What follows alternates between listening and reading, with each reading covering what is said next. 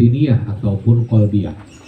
Ada ibadah badan yang sifatnya dohir, ada ibadah badan yang sifatnya batin. Ya. Ibadah badan yang sifatnya dohir itu banyak, termasuk kita lahir dalam keadaan beriman, hidup dalam keadaan beriman, mati pun dalam keadaan beriman. Itu yang pertama. Ada manusia yang lahir dalam keadaan beriman, hidup dalam keadaan beriman, tapi mati dalam keadaan kafir. Na'udzubillahi min dzalik. Dan yang ketiga, ada manusia terlahir ke dunia dalam keadaan kafir, hidup dalam keadaan kafir, tapi mati dalam keadaan mukmin, beriman kepada Allah Subhanahu wa taala.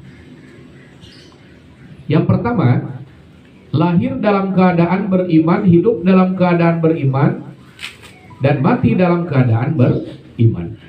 Begitu lahir beriman karena orang tuanya mukmin, kakeknya mukmin, keluarganya berlatar belakang agama Islam, mukmin. Hidup dalam keadaan beriman. Betul, sholat, puasa, zakat dilakukan sebagaimana mestinya seorang mukmin, dan mati dalam keadaan beriman. Ya, mengucapkan ataupun mengiktikadkan di dalam hati tidak ada Tuhan selain Allah dan Nabi Muhammad adalah utusan Gusti Allah. Dan itu yang diharapkan, Pak. Itu yang diharapkan. Mudah-mudahan kita meninggal dalam keadaan iman. Amin. Hidup dalam keadaan iman, mati pun dalam keadaan iman. Makanya orang itu tidak boleh ujub, tidak boleh sombong. Betul? Artinya setiap ba'da sholat mestinya kita berdoa kepada Allah untuk kepentingan dunia wal akhirah, dan jangan lupa meminta supaya husnul khotimah. Tidak boleh sombong dengan amal ibadah yang kita lakukan. Doa husnul khotimah itu harus sering kita baca. Allahumma inni as'aluka husnal khotimah wa a'udzubika min su'iha wa anta tawaffana 'alal imani wat taubah. Ya Allah, berikanlah kepada kami, anugerahkanlah kepada kami mati dalam keadaan husnul khotimah, dan anugerahkan pula kepada kami kesempatan untuk bisa bertobat kepada Allah sehingga mati dalam keadaan baik, insya Allah. Minta husnul khotimah, Pak. Sebab setiap orang beriman pasti masuk surga. Cuma mungkin beda-beda. Ada yang langsung tanpa dihisab seperti Kangjeng Nabi, seperti Sayyidina Abu Bakar. Sayyidina Abu Bakar ini tidak dihisab dulu, Pak, langsung masuk surga. Ada yang dihisab dan ternyata amal kebaikannya itu lebih besar daripada amal keburukan. Orang yang pertama kali menerima amal kebaikan dari sebelah kanan yang dinamakan dengan Ashabul Yamin adalah Sayyidina Umar bin Khattab. Ada yang ternyata amal kejelekannya lebih banyak daripada amal kebaikan. Berarti sebelum masuk surga dibersihkan dulu di neraka. Mudah-mudahan warga WRA tidak ada yang sampai demikian. Mudah-mudahan kita masuk ke dalam surga. Walaupun harus dihisab, tapi amal kebaikan lebih mendominasi daripada amal kejelekan, insya Allah. Betul? Dan mohon maaf, kebaikan dan kejelekan bedanya begini, Pak. Kalau kebaikan jangan diingat-ingat, pancet. Sholat, tahajud, sedekah, berbakti kepada orang tua, menyantuni anak yatim, jangan diingat-ingat, sudah lupakan saja. Tinggal kita nanti ketemunya di akhirat. Ini mah sedekah ke masjid, ke musola 10.000 5 tahun, diingat-ingat melulu. Betul? Lupakan. Tapi kalau dosa sekecil apapun, jangan sekali-kali dilupakan. Ingat-ingat terus. Betul? Gak apa-apa kita bingung mikiran dosa, gak apa-apa. Lebih baik begitu daripada kita bingung mikiran urusan dunia. Benar. Lebih baik hati dibingungkan dan senantiasa tertanam rasa sedih yang mendalam gara-gara memikirkan dosa. Itu lebih bagus. Allah lebih mencintai orang berdosa punya keinginan untuk bertobat daripada orang beramal kebaikan tapi di dalam hatinya ternyata punya ujub dan takabur. Betul? Punya ujub dan takabur, merasa diri, wah saya ahli surga nih. Beda dengan tetangga saya, jarang ke masjid, ke musola, wah itu mah ahli neraka. Gak boleh kita memvonis orang, betul? Ya. Nah, itu yang pertama. Dan yang kedua, ada orang begitu lahir dalam keadaan beriman. Bapaknya mukmin, kakeknya mukmin, keluarganya semuanya orang-orang mukmin.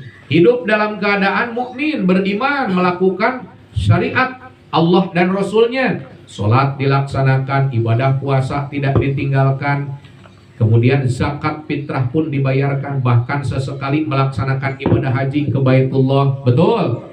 Tapi mati dalam keadaan kafir. Na'udzubillahi min dzalik. Ya, dalam sejarah itu dicontohkan dengan Barsiso ataupun Bal'am bin Ba'urah. Ya, Bal'am bin Ba'urah. Ya, atau Barsiso.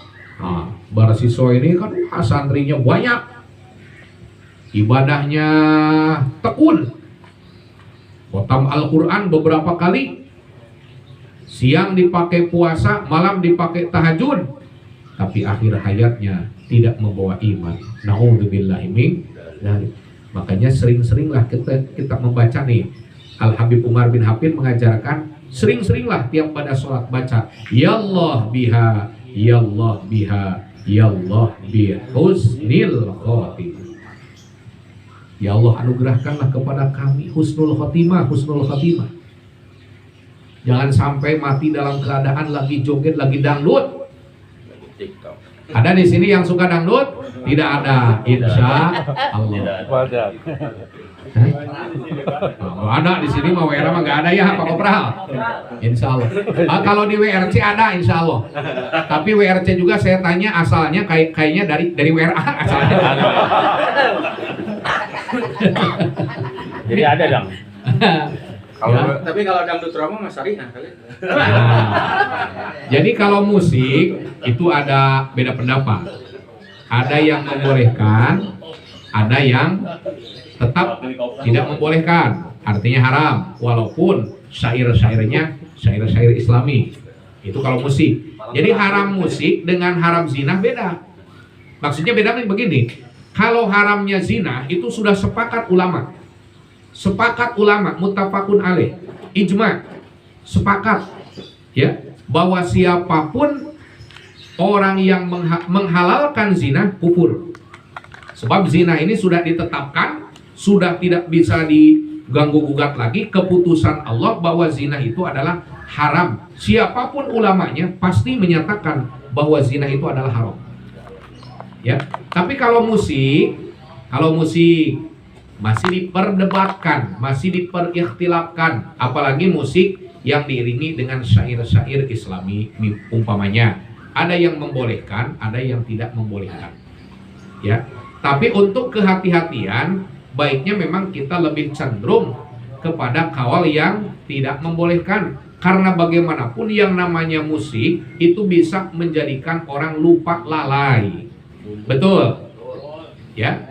Coba aja kalau sudah berdangdut, betul? Jangan. Ya, saya sering lihat di WA, di video, ada orang dengan tidak sadarnya dia pakai peci, dia pakai sorban, gara-gara diiringi musik ikut jadi joget. Betul nggak? Walaupun lagunya sebujur bangkai.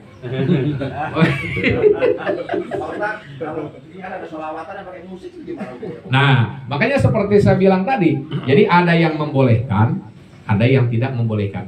Tapi kalau untuk musik yang memang dalam madhab Syafi'iyah khususnya dinyatakan adalah sebagai sesuatu yang halal boleh, adalah adub. Adub ini adalah rebana. Ya, rebana. Sebab dulu saya lihat di TV, di film itu begitu Rasulullah sampai, mungkin itu kan ceritanya seperti itu ya. Begitu Rasul hijrah dari Mekah ke Madinah, kemudian para sahabat Ansor dan Muhajirin yang memang lebih dahulu sampai ke Madinah menyambut kedatangan Rasul adalah dengan bidor bidu, dengan memukul rebana. Ya, ini adalah sebagai bentuk idharul faroh. Idharul faroh ini adalah menampakkan rasa bahagia, senang. Jadi nggak apa-apa kalau tuh. Tapi yang tidak boleh, walaupun yang dipukul adalah rebana, seandainya ternyata yang memainkannya adalah para perempuan. Kan ada tuh grup qasidah pakai rebana, tapi ibu-ibu. Ibu-ibu pakaiannya pakai ketat sambil joget. Nah, ini yang menimbulkan fitnah tentunya. Itu tidak boleh. Seni-seni. Ya. Seni. Seni. Joget-joget TikTok itu TikTok juga apa? dibahas kan sama Habib siapa itu. Jadi kalau seandainya memang membuat lala,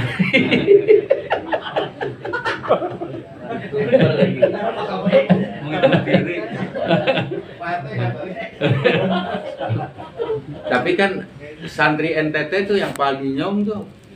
Kerjanya cakep, puronya cakep, nyanyi dangdutnya bahkan didukung oleh santri-santrinya juga. Ini Ya. RT-nya TikTokan belum. Kalau saya udah lihat nyanyinya juga pakai peci itu, Pak Dinyong. oh belum pernah. Yang santri itu. Cuma- Yang santri NTT. Cuma yang apa? Ya itu. Bahkan ada mubalik TikTokan juga, ada orang Tasik malah itu. Kiai muda, ya, TikTokan. Jadi dia Aman berarti. memodif syair-syair lagu. Aman. Aman. Jadi hal-hal yang memang lebih menjurus kepada perbuatan lalai. Nanti kalau sudah lalai kan akhirnya tidak sadar dia melakukan dosa. Ya. Nah, seperti itu. Nah, jadi kembali lagi mudah-mudahan kita diberikan husnul khotimah. Ya. Mudah-mudahan kita diberikan husnul khotimah oleh Allah Subhanahu wa taala. Dan kapanpun, dimanapun, dalam situasi apapun, kita jangan melupakan dosa. Dan kita harus menganggap bahwa diri kita hina, diri kita tidak berdaya, apapun yang kita lakukan semata-mata atas kehendak Allah Subhanahu wa taala. Betul? Semuanya atas kehendak Allah. Hidup kita, mati kita, makanya begitu Pak, kalau kita pas lagi sholat, di doa kita yang kita baca, inna sholati wa nusuki wa mahyaya wa mamati lillahi rabbil alamin. Hidupku, matiku, sholatku, ibadahku lillah, semata-mata hanya karena Allah. Karena tujuan kita hidup di dunia ini adalah khuliqtu lil ibadah. Kita diciptakan untuk beribadah kepada Allah. Pekerjaan kita selain daripada ibadah hanya sebatas penunjang saja. Manfaatkan waktu untuk berzikir, manfaatkan waktu untuk beribadah, manfaatkan waktu untuk melakukan hal-hal yang positif baik untuk diri kita ataupun untuk orang lain. Jadilah anfa'uhum linnas, menjadi orang yang paling bermanfaat untuk manusia, insya Allah. Ya. Dan yang ketiga, ada orang yang lahir dalam keadaan kafir karena memang terlahir dari orang kafir, keluarganya kafir, hidup pun dalam keadaan kafir, betul? Tapi mati dalam keadaan beriman. Seperti pernah diceritakan ada orang Yahudi. Si Yahudi ini dia membaca Taurat. Taurat itu kan kalau Quran seperti ini dibukukan. Kalau Taurat bentuknya dia panjang, kemudian digulung, ya, digulung. Jadi kalau mau baca Taurat itu biasanya dibuka, gitu kan, dibaca. Dan dalam Taurat tersebut ada sifat-sifat Rasulullah disebutkan di sana. Karena si Yahudi ini tidak mau, andai kata hatinya cenderung mencintai orang yang Allah jadikan kelak menjadi Rasul terakhir, akhirnya sifat-sifat Rasul ini, kalau dulu kan belum ada tip X ya, akhirnya digunting. Setelah digunting dilipat dalam satu kesempatan, dalam satu waktu dibuka lagi, ternyata ada lagi, padahal sudah digunting. Bahkan bertambah. Misalnya yang sebelumnya 10 jadi 20 sekarang sifat Rasul. Sifat-sifat pribadi Rasulullah. Matanya Rasul seperti apa, rambutnya seperti apa, postur tubuhnya seperti apa, kepribadiannya seperti apa. Ya. Dan dibuka, digunting lagi, setelah digunting ditutup, malah bertambah lagi. Akhirnya si orang Yahudi ini penasaran. Ini orang yang namanya Muhammad ini di mana sekarang keberadaannya? Ada hasrat dan keinginan untuk bisa bertemu. Akhirnya setelah mendapatkan informasi bahwa ternyata orang yang disebutkan dalam kitab Taurat tersebut namanya Muhammad, keberadaannya di kota Madinah. Dan si Yahudi ini langsung berangkat ke kota Madinah ingin bertemu dengan Rasul.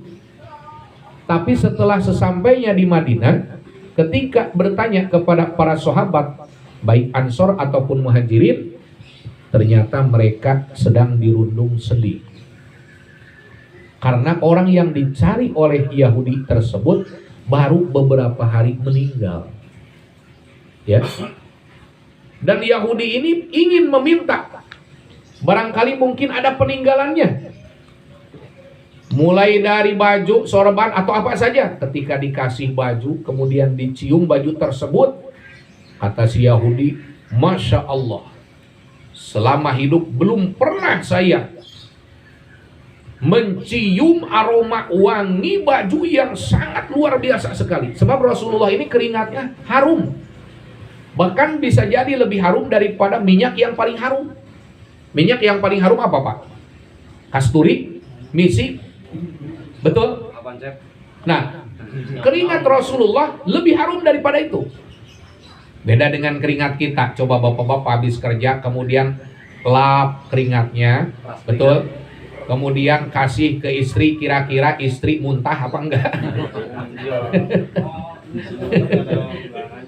Subhanallah. Beda dengan Rasulullah. Betul. Wah, luar biasa. Sungguh luar biasa. Begitu harum sekali ini baju, belum pernah saya mencium aroma wangi seperti ini. Coba tunjukkan saya di mana kuburnya. Begitu sampai di kuburan, ternyata para sahabat di sana sedang bersedih. Karena apa? Si Yahudi tersebut bertanya, mana orang yang bernama Muhammad? Tambah sedih lagi para sahabat ketika mendengar nama Muhammad. Inilah kecintaan para sahabat. Sampai-sampai ada sahabat yang ketika Rasul wafat, langsung dia berucap, berdoa kepada Allah, Allahumma a'mi basori hatta la ara ahadan ba'da habibi. Ya Allah, butakanlah mataku sehingga aku tidak bisa melihat orang selain kekasihku Muhammad setelah kepergiannya. Coba bayangkan. Ya, jadi mata ini ingin melihat Nabi. Untuk terakhir kali tidak mau melihat lagi orang selain Nabi. Apalagi melihat kita mungkin ya. Betul? Itu para sahabat saking cintanya kepada Rasul seperti itu, Pak. Subhanallah. Hadirin yang dirahmati oleh Allah Subhanahu wa taala, ya. Kemudian akhirnya si orang Yahudi tersebut karena melihat ketakjuban rasa cinta para sahabat kepada orang mulia yang bernama Muhammad, akhirnya si orang Yahudi ini langsung di makom Rasul berucap 2 kalimat syahadat dan meminta kepada Allah setelah dan andai saja iman Islamnya itu diterima, si Yahudi tersebut meminta supaya dicabut ruhnya oleh Allah Subhanahu wa taala. Dan pada saat itu pula benar, Pak. Dia mati dalam keadaan beriman, di mana sebelum meninggal dia ucapkan 2 kalimat syahadat, asyhadu alla ilaha illallah wa asyhadu anna Muhammadar Rasulullah. Subhanallah. Lahir dalam keadaan kafir, mati dalam keadaan kafir, dan hidup dalam keadaan kafir tapi mati dalam keadaan beriman. Subhanallah. Hadirin yang dirahmati oleh Allah Subhanahu wa taala, Dan yang kedua, dari ibadah ini ada ibadah badaniyah, batiniyah. Ibadah badan tapi sifatnya batin. Batin ini urusan hati. Banyak, Pak. Mungkin kita sholat rajin. Mungkin kita datang ke pengajian tekun. Siang dipakai puasa, malam dipakai tahajud. Tapi belum tentu hati kita bisa bersih, bisa jernih. Kalau ternyata amaliyah ibadah batin belum kita lakukan. Makanya para ulama mengatakan ibadah dohir, ya, kalau dibandingkan dengan ibadah batin lebih utama ibadah batin. Tapi bukan berarti harus meninggalkan ibadah dohir. Awas, ada orang salah persepsi, salah kaprah, ya, ibadah batin lebih utama daripada ibadah dohir. Dia lakukan ibadah batin tapi dia tinggalkan ibadah dohir. Dia ngaku bertoriko tapi sholat kagak, puasa juga enggak. Wah, ini berarti salah kaprah. Betul? Ibadah dohir apalagi yang sifatnya wajib harus kita lakukan. Ibadah batin pun sama. Perbandingan antara ibadah dohir dengan ibadah batin lebih utama ibadah batin. Sebab banyak orang melakukan sholat tapi ternyata batinnya tidak ikut sholat. Betul nggak? Allahu Akbar, kalimah takbir kita ucapkan, tapi setelah takbir berbagai macam urusan duniawi masuk dalam sholat kita. Benar? Itu termasuk kafir jindik nggak itu? Apa? Termasuk kafir jindik nggak itu? Kafir jindik. Oh iya. Jadi kafir zindik itu begitu, Pak. Kalau dia misalkan dikir mah dikir tapi sholat tidak, dan dia anggap bahwa sholat itu bukan kewajiban. Nah, ini bahaya. Nah, seperti itu. Jelas? Nah, jadi sholat kita bukan cuma dohir saja, batin juga harus ikut sholat. Hati kita harus ikut sholat, ruh kita harus ikut sholat. Betul?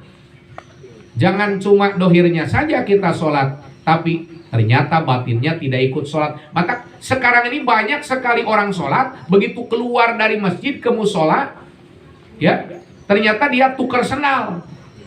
Betul? Sendal orang diambil. Di luar sholat dia lakukan perbuatan dosa, dia lakukan perbuatan maksiat. Nah, ini berarti ada yang tidak beres dengan sholatnya. Padahal sholat, inna sholata tanha anil fahsya'i wal munkar. Apa saja ibadah batiniyah banyak, sebetulnya banyak, tapi tidak akan saya sampaikan semua. Ya, pertama iman, itu sudah pasti karena pondasi jiwa, pondasi ibadah kita adalah iman. Dan yang kedua ma'rifat, ma'rifat mengenal Allah. Dan ini perlu proses. Seperti sebelumnya sudah saya jelaskan, ibadah manusia ini ada 3 bidang, ada 3 tahap. Syariat, thariqah, hakikat. Syariat untuk ibadah dohir, thariqah untuk membersihkan hati, ya, hakikat untuk membenahi ruh, membersihkan, menjernihkan ruh. Ya, syariat hubungannya dengan dohiriyah, thariqah hubungannya dengan hati, dan hakikat adalah hubungannya dengan ruh. Kemudian tafakur, bertafakur, Pak.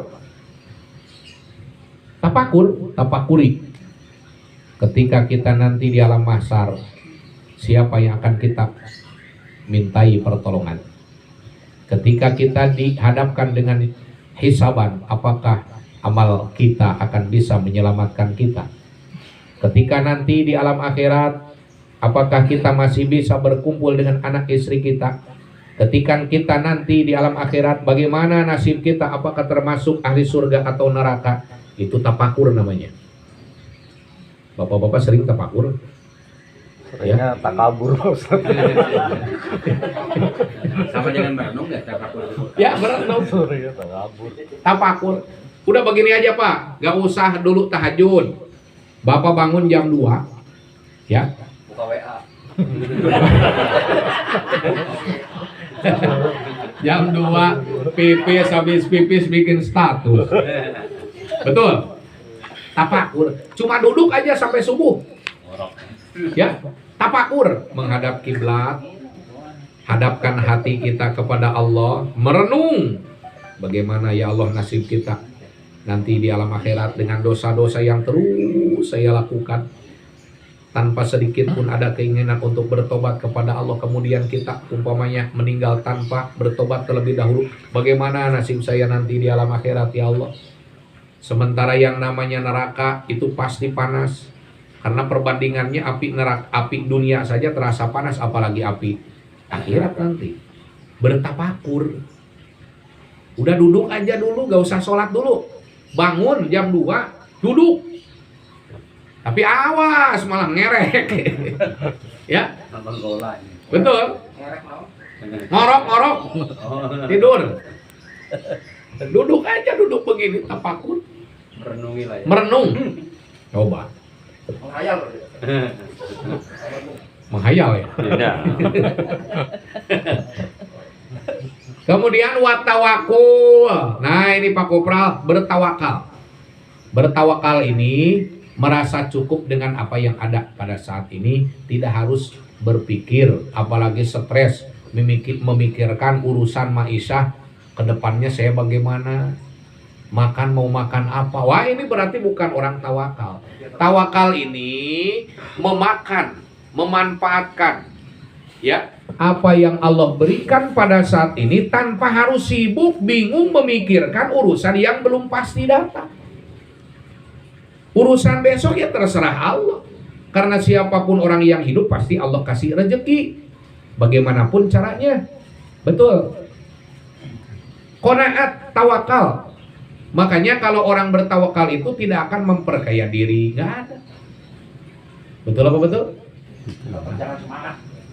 Tetap semangat. Begitu. Ini namanya tawakal. Jangan sedikit-sedikit mengeluh. Apalagi kalau kita mengeluh bikin status dibaca orang, apa-apaan itu ya, bener gak? Orang tidak akan bisa memberikan solusi, jalan keluar, yang ada malah ngetawain. Betul? Kalau mau mengadukan permasalahan, adukan kepada Allah Subhanahu wa Ta'ala. Jangan malah dibikin status. Benar apa benar? Betul apa betul? Betul. Kalau kita dihadapkan dengan problem, masalah, kita kembalikan kepada Allah dan kita berpikir, ya Allah, kalau saya bandingkan antara nikmat dengan balai, dengan musibah, ternyata lebih banyak nikmat-Mu ya Allah. Dan tentunya begitu Pak Kopral. Kalau Pak Kopral mendapatkan sebuah kesulitan, harusnya Pak Kopral senang. Senang nggak Pak Kopral kalau dapat kesulitan? Nah, begitu. Senang mengeluh.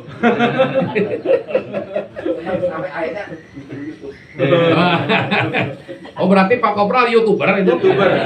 Ini YouTuber WRA sejati ini. Oh, saya baru tahu Pak Kopral YouTuber. Kita doakan mudah-mudahan banyak subreknya. Oh iya.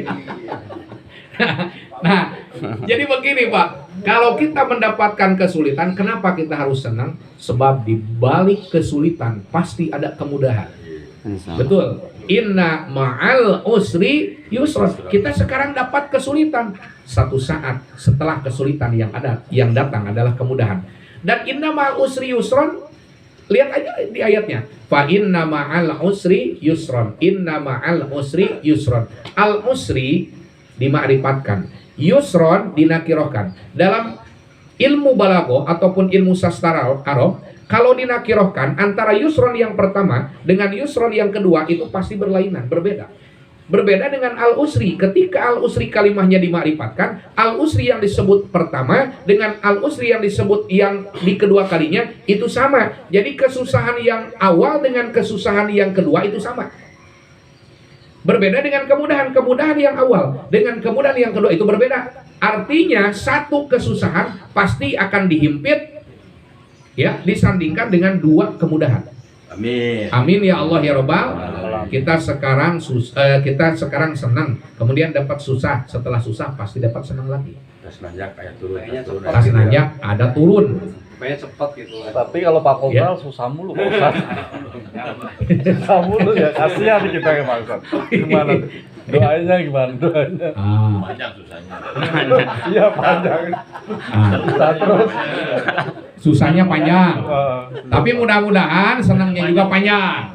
Amin. Ya, amin ya Allah ya Rabbal. Jadi begini Pak Kopral. Amin. Kita berdoa kepada Allah meminta rezeki, kenapa Allah tidak ijabah? Kenapa tidak Allah kabulkan? Kehidupan tetap susah, usaha tetap macet, keuangan tetap tidak stabil. Bukan Allah tidak mengijabah doa kita, tapi masalah waktunya ini yang Allah tentukan, bukan keinginan kita. Coba kalau kita berdoa untuk waktu kita yang inginkan, wah berarti nggak bisa. Masa kita ya Allah pokoknya nggak ngerti kita mah. Pokoknya besok saya harus punya mobil. Kata Allah, ini gimana kamu, emang kamu yang ngatur kehidupan? Betul apa betul? Jadi Allah yang menentukan. Bisa saja mungkin Pak Kopral sekarang susah, nanti Allah berikan kemudahan. Amin. Betul. Sekarang umpamanya Pak Kopral keuangannya tidak stabil, mungkin bisa jadi nanti Allah berikan kekayaan kepada Pak Kopral. Amin. Amin ya Allah. Amin. Amin, amin. Walaupun kayaknya tidak lama.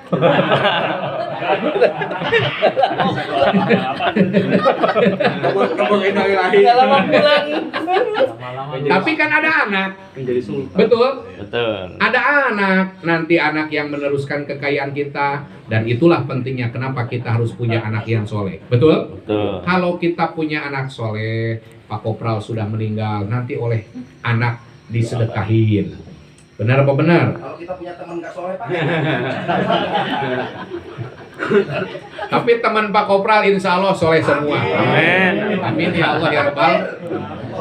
Nih Pak Kopral, untuk menjernihkan hati ada 4 tips. Nah ini ada lagi nih, untuk menjernihkan hati kita nih, ya, supaya hati ini tidak qaswah, tidak keras. Artinya jernih. Kalau hati sudah jernih akan sangat mudah menerima nasihat. Betul. Akan bisa mendorong untuk semakin giat dalam ibadah. Ada 4 tips. Gue pasti Pak. Ya. Hari ini saya ngupload 4 masalah masuk neraka. Ada Pak. Pinteran dia. Nih, yang pertama, jangan banyak makan. Waduh. Supaya jernih hati, jangan banyak makan. Para ulama itu tidak diceritakan dalam sejarah kenyang perutnya, enggak. Imam Syafi'i itu selalu perutnya ini tidak terisi, kosong. Lebih memilih lapar Piring udah daripada kosong, hidup Pak Ustaz. kenyang. Gimana? Piring udah pada kosong. Ini masih ada. Takut mubazir ya Pak. Dan yang kedua, jangan terlalu banyak tidur. Begadang, tapi bukan gopleh di pos ronda. Ya, gadang ini ya seperti tadi, bertafakur atau berzikir. Ya qiyamul lail, maksudnya seperti itu. Dan yang ketiga, jaga pandangan supaya jernih hati. Sebab hati ini kacau kalau sudah ditimbulkan dari pandangan yang tidak baik. Coba saja kalau misalkan Pak Kopral lihat cewek cantik pakai celana pendek, pantatnya gede, hati nggak bakalan jernih. Astagfirullah. Bener ya? Kalau syahwat naik, akal tertutup, bahaya. Betul? Kalau kita melihat cewek cantik pakai celana pendek, pantatnya besar, ya, hati akan gelap, ya, pikiran akan tertutup. Sehingga kalau syahwat naik, orang bisa saja melakukan hal-hal yang tidak dibenarkan di dalam Islam. Pak RT kalau melihat saya malah syahwatnya naik Pak.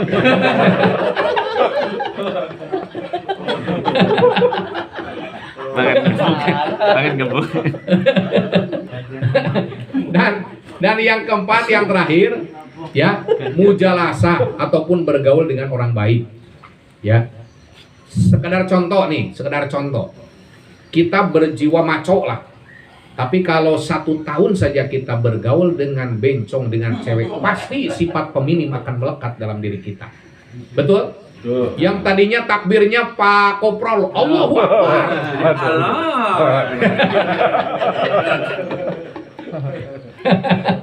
Nah, ini hanya sebatas contoh seperti itu. Betul. Bergaul dengan orang baik juga akan membawa pengaruh yang positif kepada kita. Ya, bergaulah dengan ahli masjid, bergaulah dengan ahli pengajian, bergaulah dengan ahli musola. Insya Allah akan membawa dampak yang baik untuk kehidupan kita. Insya Allah. Hadirin yang dirahmati oleh Allah Subhanahu Wa Taala, sebelum saya tutup, ada pertanyaan? Enggak. Tadi berbicara mengenai tawakal. Tapi ketika ada perencanaan, misalkan anak kita mau sekolah selama masa misalkan 4 tahun butuh biaya segini, lalu kita menabung untuk persiapan supaya aman sekolahnya. Ya. Apakah itu cara dia menabung mengurangi tawakal kepada Allah atau tidak itu? Ya. Itu kalau menurut saya salah satu bentuk ikhtiar kita. Apalagi maafnya nyambungin yang tadi kan dalam Sunda mah ulah kumha engke, tapi kudu engke Oke, kumaha. ya. Jadi itu salah satu bentuk ikhtiar kita. Contoh ketika orang mau naik haji, ya, tidak cukup dengan berpangku tangan menunggu keajaiban kan. Perlu ada ikhtiar. Caranya salah satu bentuk ikhtiar adalah dengan menabung. Betul kan? Nah, kalau itu adalah salah satu bentuk ikhtiar. Ya. Jadi saya kira kalau memang niatnya baik ya tidak mengurangi rasa ketawakalan kita kepada Allah. Ya, jelas nggak? Nah, ada lagi mungkin? Mangga. Tadi kan dibilang lahir dalam keadaan beriman atau muslim. Salah satunya karena orang tuanya Islam, kakeknya Islam.